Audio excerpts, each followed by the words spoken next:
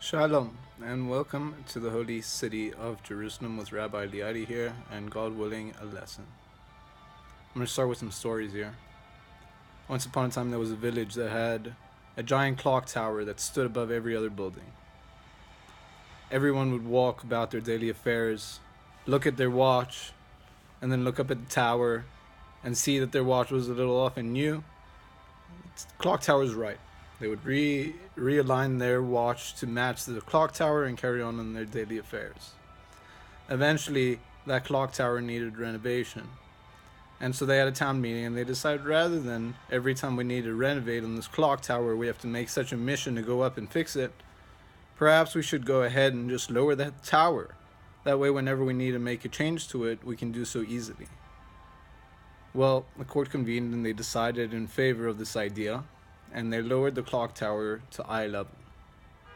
Now, whenever anyone wanted to go ahead and do something, they would go ahead and look at their clock, their watch, and look up at the clock tower that was right above them, and they would say, "Oh, well, my watch is right."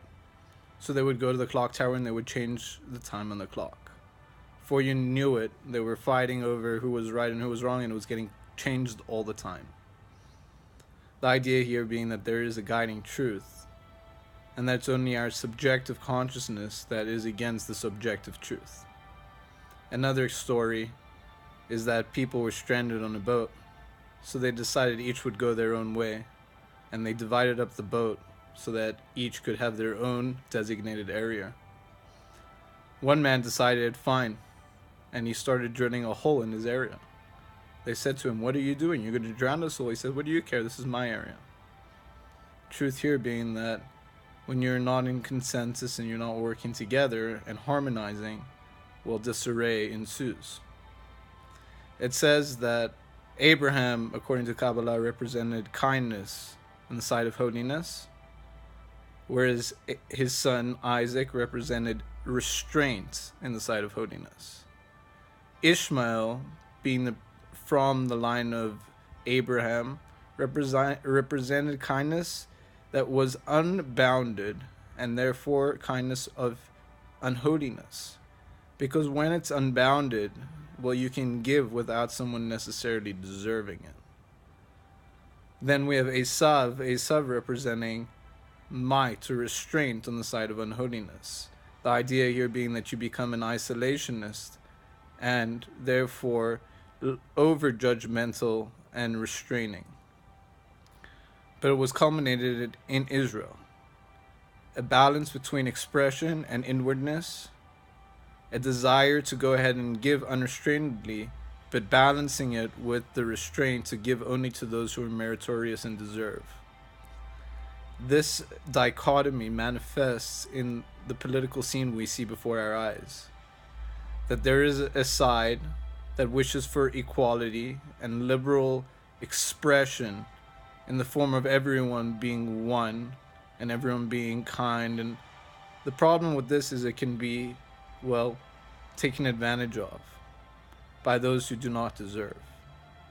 Then there is another side on the equation that feels that only those that are meritorious and judges in that sense deserves.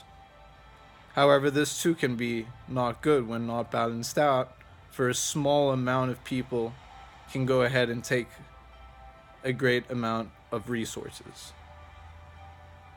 What we're seeing is that the Zohar predicting a war between Esau and Ishmael is happening before our eyes.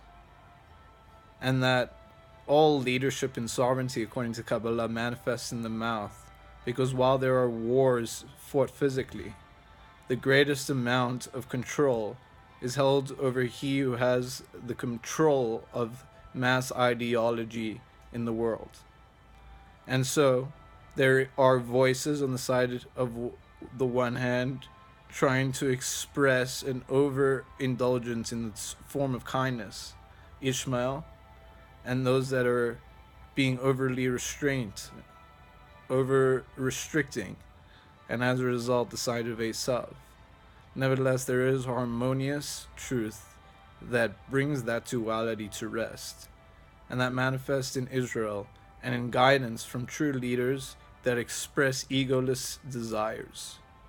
It's our job to go ahead and support those leaders and therefore escape from this Egypt that is a constriction on our consciousness, that keeps us in this duality way of thinking and prevents us from seeing that the two are actually one and that all is one. God willing, we will soon come to this conclusion.